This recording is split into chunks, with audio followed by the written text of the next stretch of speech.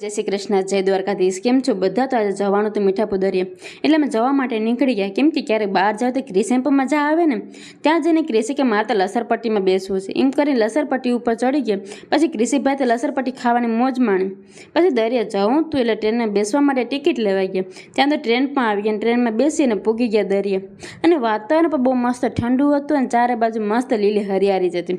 त्यां जईने क्रिसी तो हींचकाने लसरपट्टी में जईने पूगी गयो पछी लसरपट्टी उपर चढ़ी गई के अलग अलग लसरपट्टी खावानी तो बहु मजा आवे